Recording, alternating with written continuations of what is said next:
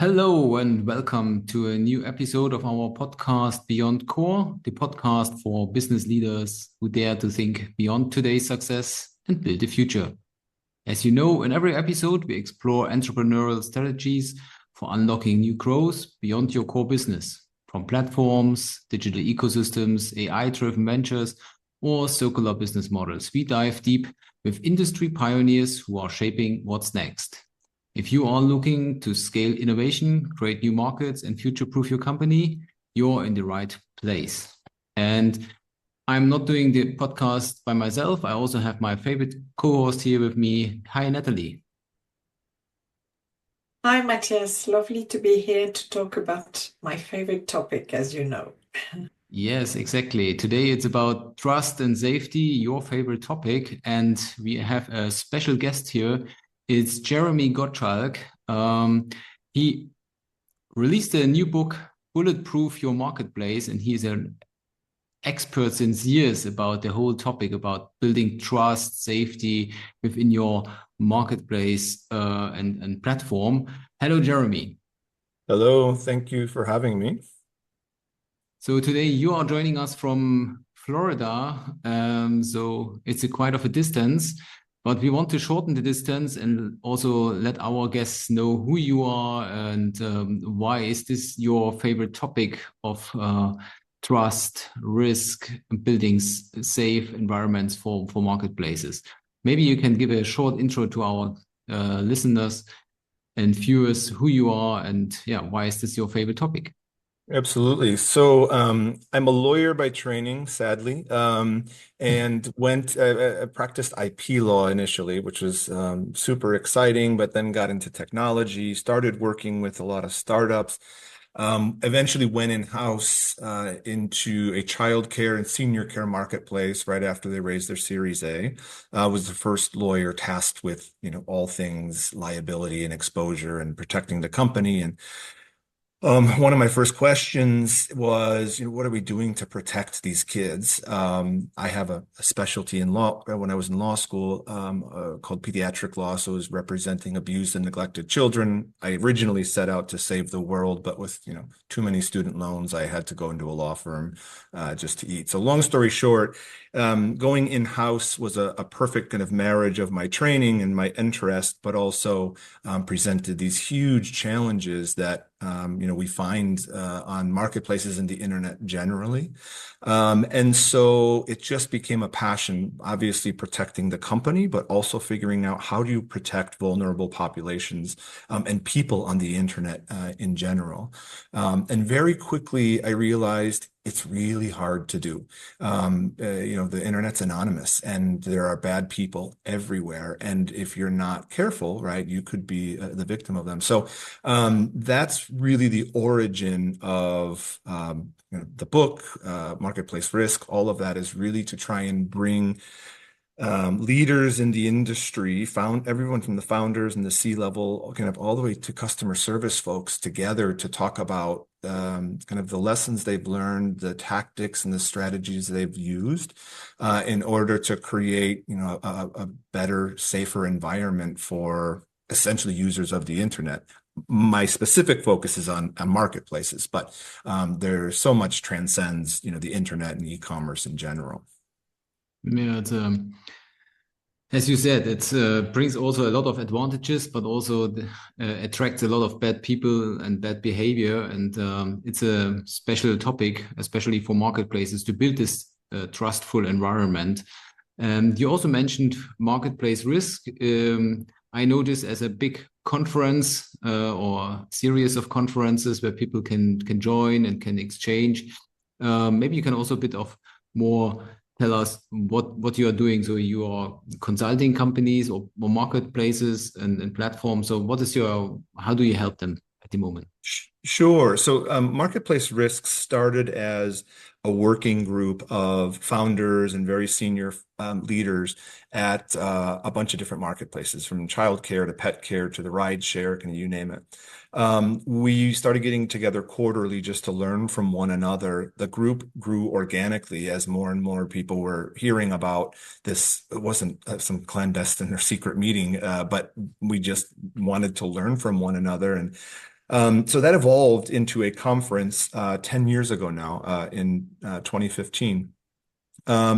And has grown and grown and grown. And we realized then there are people in Europe who are dealing with the same issues, and then on the East Coast. And so fast forward, we host 5 conferences, San Francisco, New York, Austin, London, and then this year we're also introducing Sao Paulo, Brazil. All focused on trust and safety, risk management, really the stuff that you never learn in business school, or that VCs aren't focused on, but are critical to running these platforms. And of course, we also have blogs and podcasts, and we do a lot of virtual content, and we've got a lot of other kind of tactics and strategies to try and network and get the ecosystem collaborating. But our main focus are in-person conferences where people can learn from one another and share and collaborate over all of these topics.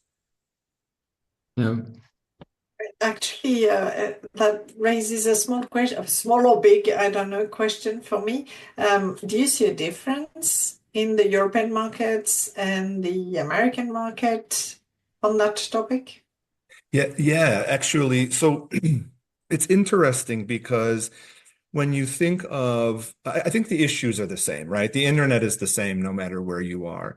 I think one of the big differences is kind of how many platforms are headquartered there or are launched there, because you get that kind of mind meld and that knowledge sharing.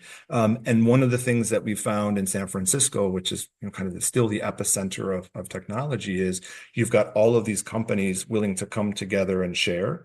But the reality is, what we found very quickly is traveling to San Francisco, it's difficult and it's really expensive. And if you're working at a startup, the chances of you having resources to fly to San Francisco and stay there, I mean, you lose a vacation quite literally if you end up going to the conference. And so that's why we spread out into different geographies.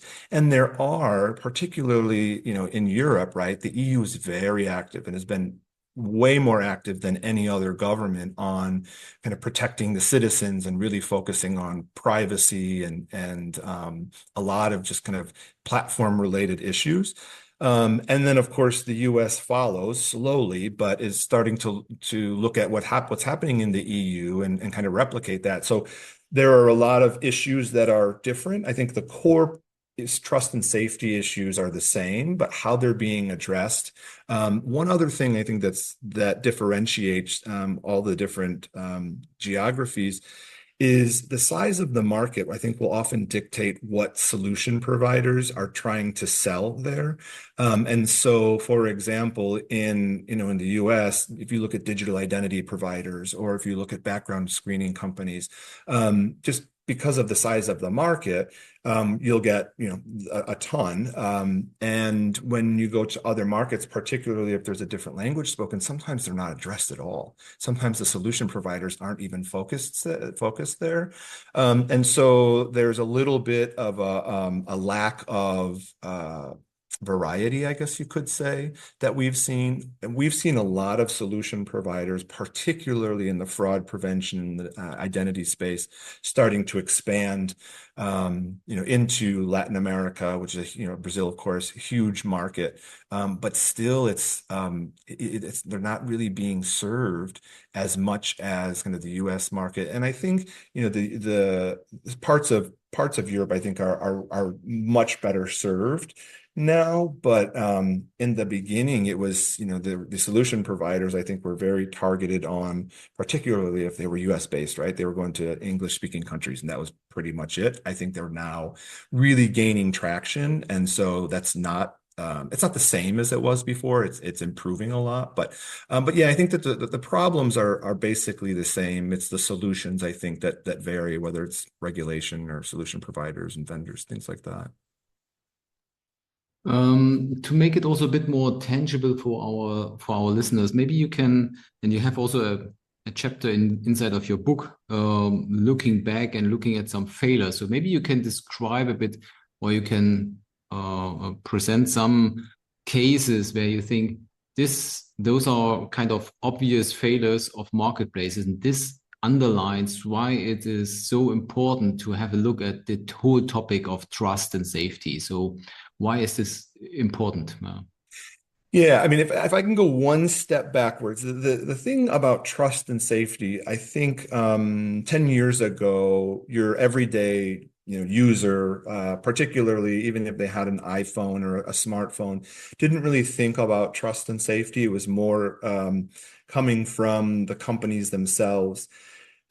Trust is the biggest barrier to conversion, right? So you've got this funnel of potential users who you want to become customers, and in order to convert them, they have to trust. And then, of course, once they trust you and they convert to paying customers, now you've got to keep them safe, right? So there's that component, kind of getting them in the door and then keeping them safe. Um, I talk about in the book, there's kind of two phases that when I look at the internet, it's the first 20 years and kind of since then, right? The last 20 or so. In the beginning, there was almost no attention paid by governments, regulators, pretty much anybody. Everyone kind of buried their head in the sand when it came to the internet in general, and I think just kind of pretended nothing bad was happening, right? I mean, you would get you'd talk or hear jokes about the AOL email scams from princes. As long as you gave them their bank account information, they'd send you all of this money. But that was kind of the extent of it. And the fraud and kind of all of the bad stuff that has evolved since then has gotten exponentially worse. And you also kind of simultaneously have governments like they missed the boat the first time around, and so now they're really paying attention, and some would argue over-regulating, but at least they're paying attention to a lot of these issues. In the beginning, though, because there was really no government regulation, because nobody was really paying attention, the focus was purely on kind of growth at all costs, right? VCs give a lot of money, they invest in these companies, and they want huge returns, period. The problem is when something bad does happen, particularly if it gets media attention, everybody from the VCs to the executives, all the way down to your customers are freaking out, thinking, how can this happen? And it frankly stains not only the reputation of that business, but the entire industry, the entire ecosystem, right? If you take dating apps, for example, if someone's raped, through somebody they met on a dating app, everybody lumps all dating apps together, regardless of what they're doing with trust and safety, et cetera. And so in the beginning, there was just simply nothing being done. And when I say nothing, at the core, or I should say at the very end of or spectrum of kind of trust and safety, I think about like digital identity, right? Identifying your users, because if you don't know who your users are, then you can't screen them, you can't do anything to really monitor or prevent them because you don't know who they are. Also, people who aren't using their proper identity are probably there for some nefarious purpose or another, right? Or they're hiding something. And so when I say nothing was happening at the beginning, digital identity, when I went in-house, wasn't a thing. The best solutions might confirm or validate emails or phone numbers, but we very quickly realized that that was insufficient, and the technology to get around that is just way too easy. And then, of course, you kick somebody off and they just get a new email, and then you're kind of in the cycle. And so I think that you had a lot of money being invested in these startups, all focused on growth. A lot of these apps and these platforms became kind of ubiquitous. Everyone was using them. And then when things went bad or horribly wrong, the media paid attention.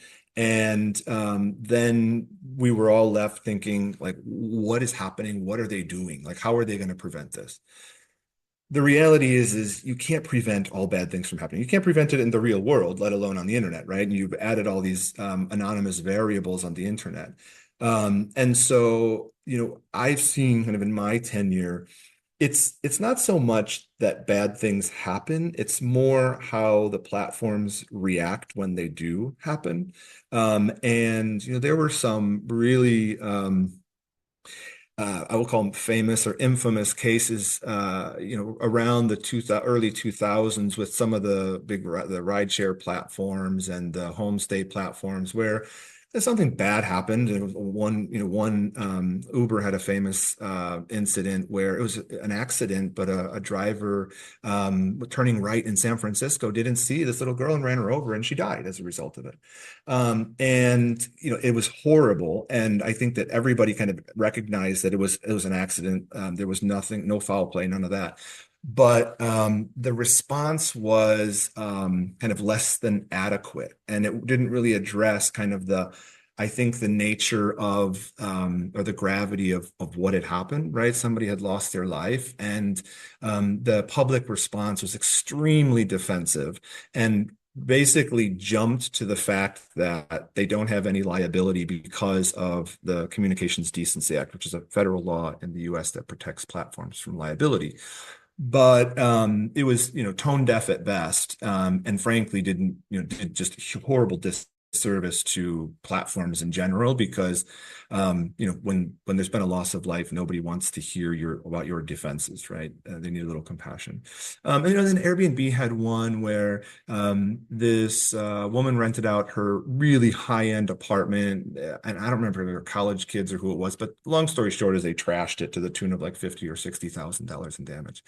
And the kind of the same tone deaf response in that we're not responsible, we're simply a passive medium, et cetera. And this happened over and over. And so I think there was kind of a combination of the how platforms responded, but also the inability to talk about what they were actually doing when it came to trust and safety, because there wasn't a lot happening back in the day, right? And that has evolved greatly. I think you look at any of certainly the larger platforms, and many of them publish trust and safety reports. They have trust and safety centers, FAQs, et cetera, and they're very clear about what they do. And in fact, they are doing a heck of a lot more and spending a lot of money and a lot of resources trying to keep the experience good, but also keep their users safe, more or less. Yeah, I think those are great examples and shows the magnitude it can have, destroying your reputation or whatever. Maybe also slowing down your growth or network effects, and the creating negative network effects, so that people leaving because they see this, and then more people leave, and so you can also have negative network effects, and then the people or the users run away from your platform and maybe join a different ones. So you also said that platforms learned a lot. So they implemented a lot of mechanisms, starting with identity checks or oversee communication and stuff like that. Now we see maybe the next phase with AI. We see AI is coming up, and with AI, you can do a lot of good stuff, but also a lot of more bad stuff. So the bad people are also jumping on this train, and with deep fakes and stuff like that. So how do you see the double-edged sword of AI joining this big picture, maybe from a very high level point of view, and then we can maybe zoom in a little bit more on how can platforms also leverage AI to build and continue to build trust? Yeah. So I think I'm not the only person who said this, but AI is probably one of the most revolutionary technologies since the internet came out, right? It has the ability to shorten development times, customer service responses, you name it. And there's a valid, very productive use of AI. And I think we're just scratching the surface. We're just learning the capacity. And I think as we learn, it's going to continue to kind of outpace us in any event. The other side of that, though, is, online crime, fraud, it's organized. And so you think about organized crime as, mafiosos in a New York pizzeria, right, at 3 a.m. That's not the case anymore. Organized crime has gone online, and they have the same tools, if not better, than you and I have access to commit these crimes. To the point that there are AI tools being developed specifically for the purpose of committing fraud, breaking passwords. I mean, you name it, right? You've got a tool that can make any sort of a process exponentially more efficient, right? And so there's a positive side to that, but also the fraudsters, they can use those tools as well to crack passwords faster, to commit whatever crime they're seeking to commit that much faster. And so I think some of the obvious misuses, we'll call them, of AI, or like the deep fakes, like the synthetic voices and things like that, where you can quite literally clone someone's voice or their image, to the point that you or I, none of us would probably be able to tell that it wasn't our grandmother or our sister who was leaving us a voicemail or, on Zoom with us, which is super scary because it leads people to be extremely vulnerable, and it's almost impossible to detect from, I would say, your everyday user or consumer. Obviously, now we're also developing tools to detect when images are AI generated and when videos are AI generated and sounds and things like that. But I think the high level point here is there are a lot of really good uses for AI, but there are a lot of really bad people who are simultaneously leveraging those tools for nefarious purposes. And they are way ahead of, I think, the good guys, and they are way ahead of the governments, and they are completely outpacing law enforcement. And so we're at a point where we really have to learn quickly, get up to speed quickly to understand, because I don't think we're ever going to stop them. I think the best we'll be able to do is detect it, and prevent people from becoming victims. But I don't think the tools or their sophistication is going anywhere. So do you think you mentioned, sorry, I'm going back a little bit on the previous topic, but it's linked. You mentioned responsibility and of the platforms, and that platforms were initially pushing away responsibility. And I, for one, was always annoyed by that. And that really threw a really bad image on platforms and marketplaces. Fast forward today, do you think platforms are doing enough on this topic of responsibility, taking ownership of risk, of safety, etc.? Yeah. So if AI is a double-edged sword, this is like a triple or quadruple-edged sword. So a couple things. One is, I think, just from a customer retention perspective, I'm not even referring to the law or legal liability, but just from a customer retention, acquisition and retention perspective, I think now your users are expecting more from the platforms. And so I think that accepting responsibility, not washing your hands from every incident that happens, not necessarily taking ownership of it, because the reality is these platforms don't have control over what users do between and among themselves. There's certainly stuff that they can do, but at the end of the day, if somebody's going to try and defraud somebody else, the platform likely won't have a lot of control over that. That said, users want to transact in safe environments, and the platforms do have visibility into communications, activity, etc. And so I think that the platforms that you and I want to be on are taking more responsibility. They're taking ownership. They're communicating with you more, both about the risks and how to prevent them. They're not pretending that bad things aren't happening. They're being very forward about the fact that you've got to look out for certain behaviors and protect yourself, et cetera. In some cases, you'll see platforms that will guarantee transactions up to a certain level to give you some comfort. It's not necessarily, certainly legally, that's not their obligation, but it's a really good way to instill that trust and retain those customers.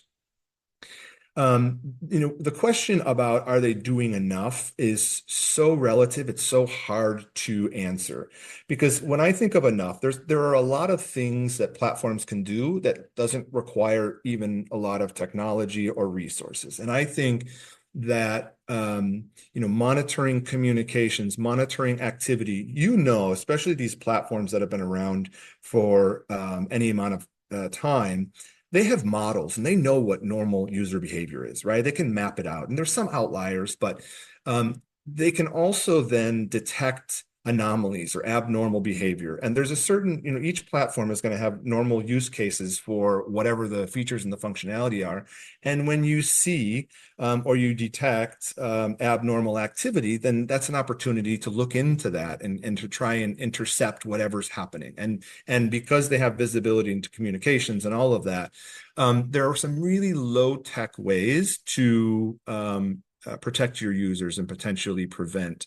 Now, depending on the scale, right, you're going to have a lot of human intervention. And now, obviously, with AI, you have tools that can also monitor and then raise those issues to a human when it makes sense. So those are kind of the low-tech ways, some human intervention, but easy to have I would say like a good vantage point over the whole platform and the whole ecosystem. And again, it's data driven. So this isn't a subjective kind of somebody sitting in a room watching people's online behavior. It's purely, kind of data driven. And then anomalies are surfaced for review. But then you've got a lot of what I would call more expensive tools, right? And so as I mentioned, digital identity is one of those things that I think is what I always say is the cornerstone of trust and safety. If you don't know your user is who they say they are, you're already on your back foot. Conversely, if you do know who your user is and your user is who they say they are, there's a really good chance that they're probably not going to do anything wrong. People don't use their own identities and commit crimes online, generally speaking. Now, people will do dumb things, don't get me wrong, but they don't set out to commit crimes, and they're probably not in any sort of organized criminal enterprise using their own identification. So the ability to properly identify your users is key. And I think is the kind of the beginning of the solution. A lot of those tools, there's a variety of tools or a variety of signals that you can monitor and confirm and validate, et cetera. And it gets expensive pretty quickly, right? Because you're using this is all outsourced vendors and solution providers. And even if you're doing this at scale, it can get expensive. It can also create barriers and slow down onboarding, which any technologist is going to tell you is kind of the worst possible thing you can do. So there's kind of this balance. Moving on from there, there's all types of screening solutions, et cetera, that they get expensive, right? So it becomes this balance of how much time do we want to invest? How much money do we want to invest? How many roadblocks? How much friction do we want to add to our onboarding? And then how frequently do we want to do that? And so when the question is asked, are they doing enough? Keep in mind, if they spent all of their money screening and leveraging all of these tools, very likely they would go bankrupt because they're probably not making enough revenue per user to substantiate that. But on the other hand, there are a lot of even low-tech ways to be curating, but also ensuring that or doing the best you can to make sure that the ecosystem is healthy and that those bad guys don't get very far, or if they do something that they're gone and you keep them out. So that's why I say we owe a lot to, particularly in the US, the CDA, which protects platforms. We owe a lot to that federal law that says the platform doesn't have any liability for what happens between its users, more or less. And so we've seen a proliferation of platforms and social media and marketplaces because of that. But I can tell you that in the US, most legislators, both sides of the aisle, regulators, they hate it because they think that big tech has gotten away with too much for too long. And I don't disagree with that. I think that there was a lot of irresponsibility that has made that pendulum swing. And so there's not only a lot that can be done, there's certainly more that can be done, but it's kind of a balance, obviously for depending on the type of platform and kind of what their features and functionalities are. It's really interesting because there are some layers, maybe more of safety than trust, that indeed you could either implement with technology or regulate with regulation. um, and then the trust is much more emotional and harder to grasp. And and and yet maybe that's also very powerful. I mean, you were talking about non or low tech elements that can build trust on a platform. It reminds me of an article I wrote quite a while ago in Forbes on the difference. And as a user and a professional of platforms, I had that look. When I bought a piece of furniture on one e-commerce site and the furniture arrived with damage, and the platform said, I don't care, it's not my responsibility, versus another one, the same thing happened. And the other one said, look, it's the responsibility of the vendor. However, I'm staying with you and I'm making sure it's going to be sorted. And for me, that made all the difference. And I stopped going on the first one. and so it's a perception. And I guess it doesn't cost them much to have a three-way chat with the vendor and me just chasing the vendor saying, make sure you reply. But it's so powerful in terms of trust. Yeah, you see this with Amazon, particularly in the US. Their refund policy, almost, and I know it gets abused. So I think that maybe they're a little too generous. But just from myself, and I study them because I think that they kind of get it in the sense that their 2/3 of their revenue comes from their marketplace, and regardless of the source of the goods that you purchase, whether it's from an Amazon warehouse or from a third-party seller, they treat it the same. And as the customer, it's kind of like the customer's always right. They generally obviously issue a credit, but it's immediate. And I've never once, and I've never seen it where Amazon kind of washes their hands of the issue.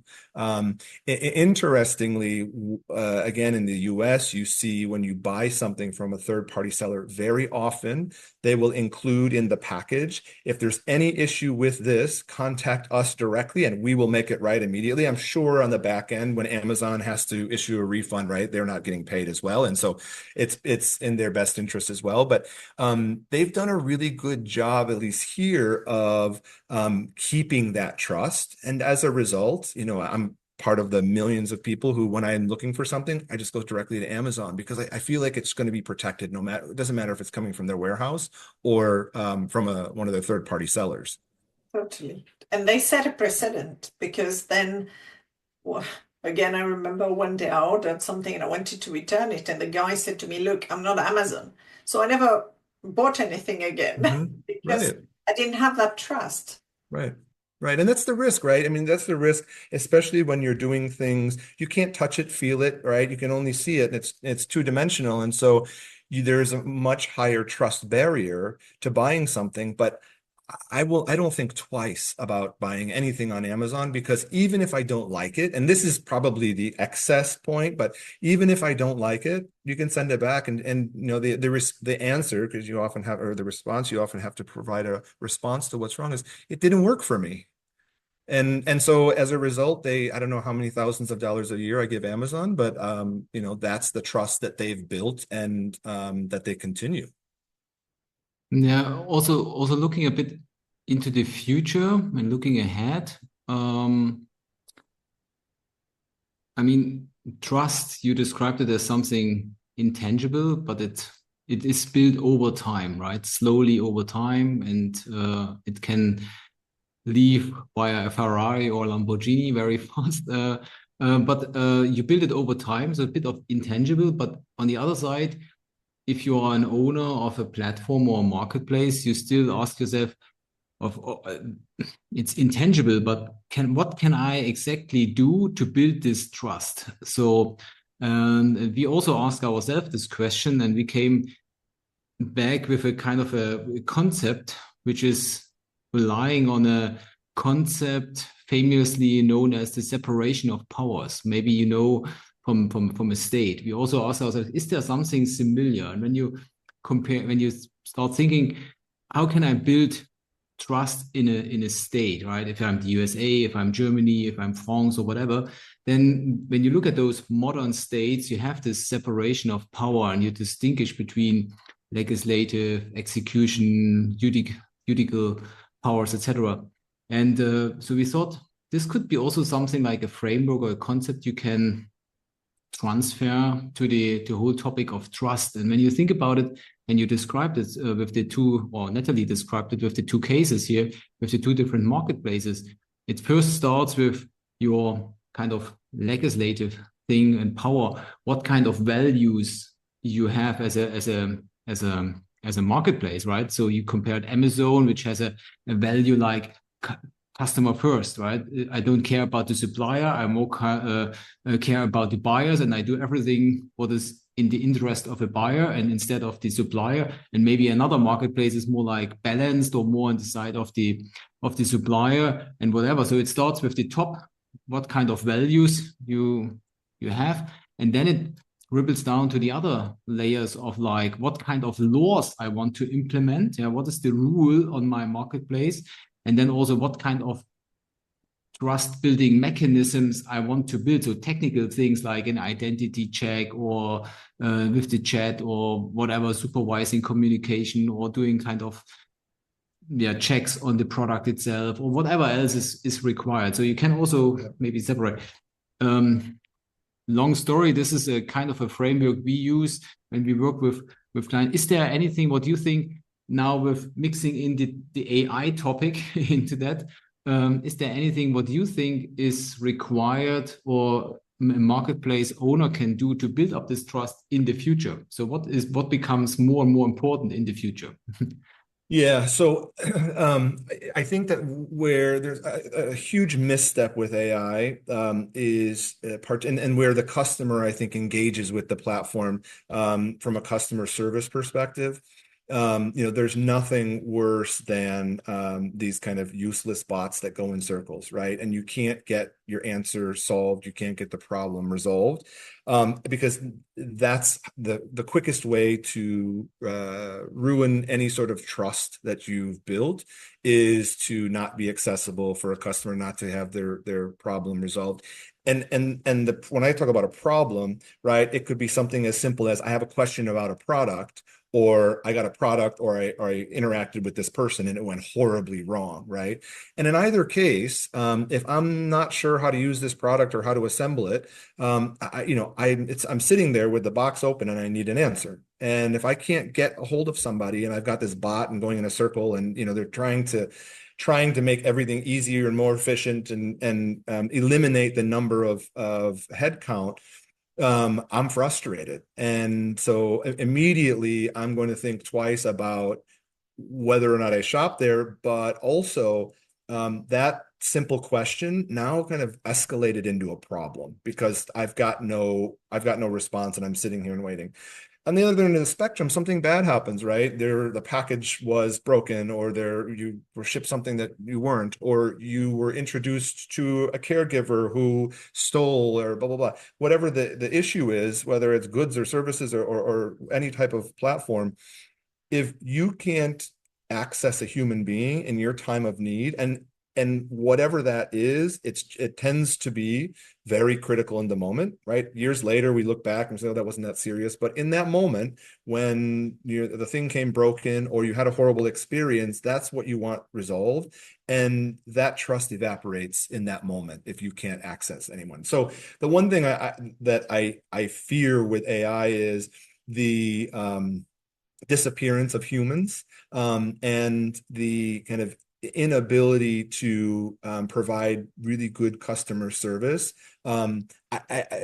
Having said this, I'm talking about, I think, outliers. The reality is, I think AI can help answer a lot of questions very quickly, and it actually speeds up the response times. And so there's a lot of great aspects to it that I think will probably solve 90 or 95% of the customer service interactions. But it's those ones that don't get resolved, or you're in this like bot doom loop of trying to get some prefabricated response, and you're not getting what you need, and so you just get frustrated, and very quickly it's like I don't want to deal with that anymore. I don't, there, as you mentioned, Natalie, there's so many options, and there's so many competitors that if I can talk to, or I know that somebody's going to be on the other end of that line trying to resolve the problem, that's where I'm going to go.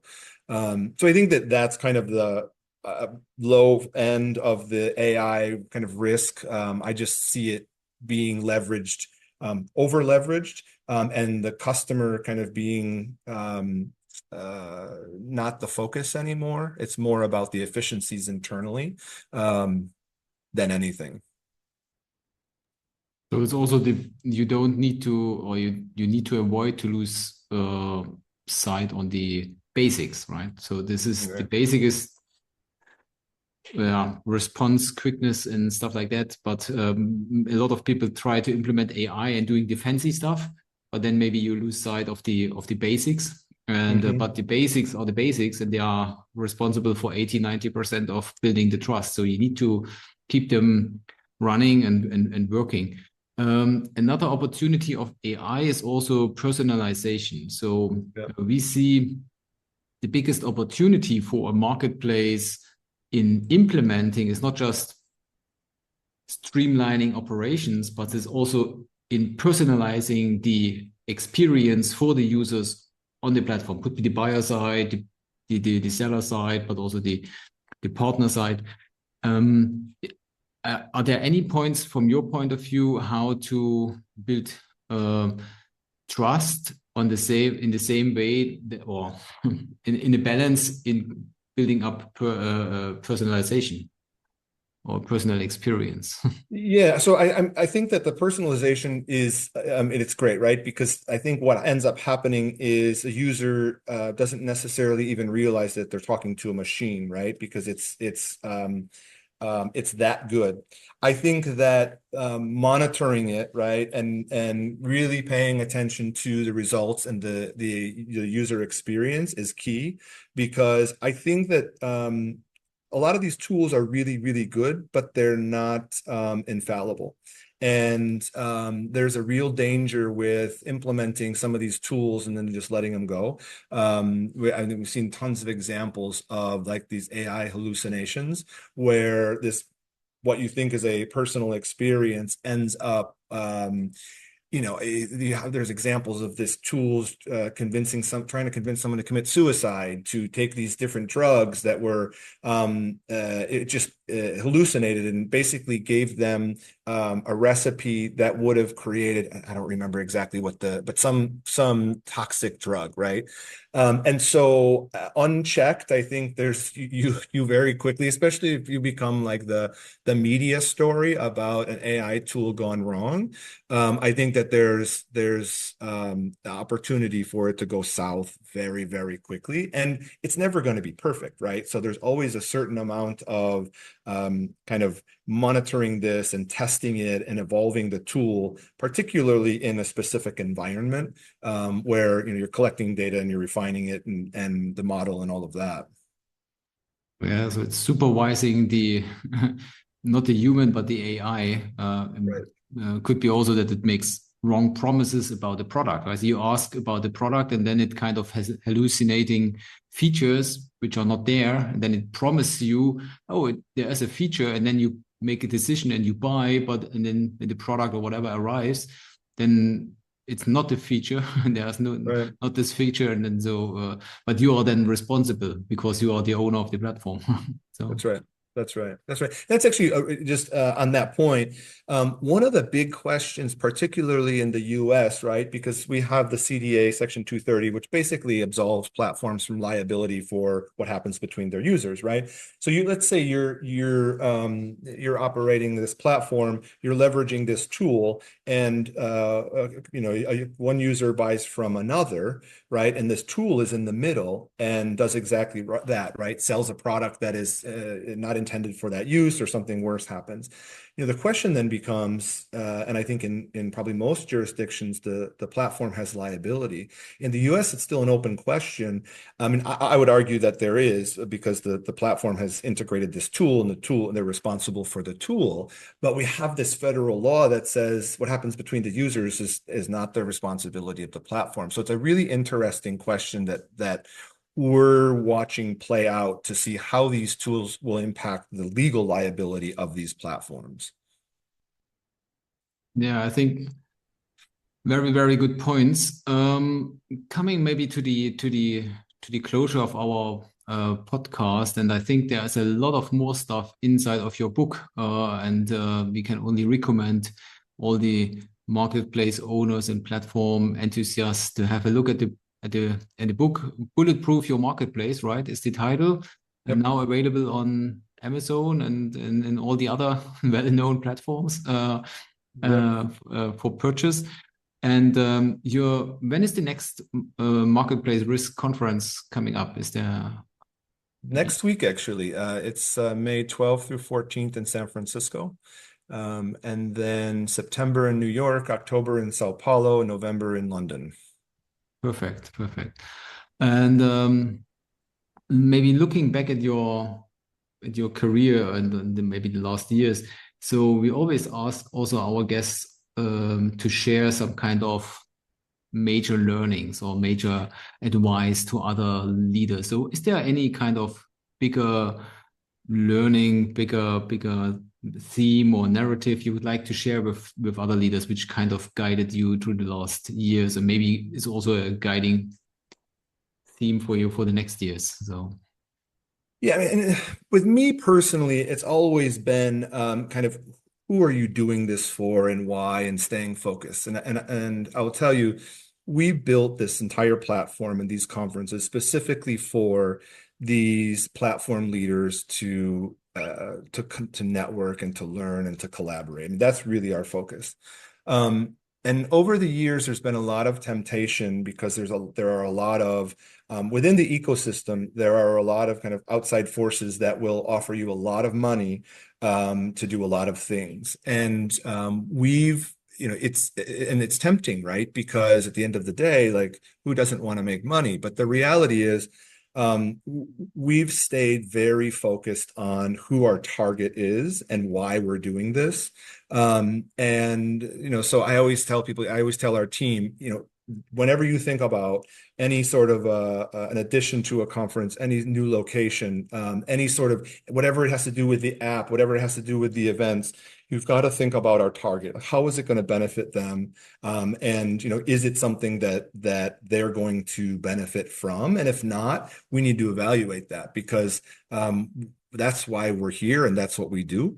I guess the overarching theme would be kind of that discipline, but really, really staying disciplined. And I say that from my perspective, but even with clients and when I consult, one of my first questions is like, who's your target here? Who are you going after? Because what I see a lot of times is trying to go after too many at the same time, and it just doesn't work. And so that discipline, I think, is really useful, especially in the early days when it's really easy to get distracted and kind of lose your eye off the ball. So it's know your customer and know your target group, and then focus. That's I think right. very good advice. Thank you very much, Jeremy, for joining and sharing your thoughts and your insights on this whole topic. I Absolutely. mean Thanks that for having me. we scratched the surface, and there's a lot of more stuff to digest. So we recommend buying the book and reading through it, and or joining you on your conferences and going into exchange with other platform leaders. So thank you very much from my side for Thank you very joining. much. Thank you. It's great to be here. Thank you very much, Jeremy. It was great. My favorite topic. Or linking with Natalie. We will also put links to the book and conferences in the show notes for everybody who wants Excellent. to Thank you. learn more, can click on the links in the show notes. Excellent. Thank you. Thank you.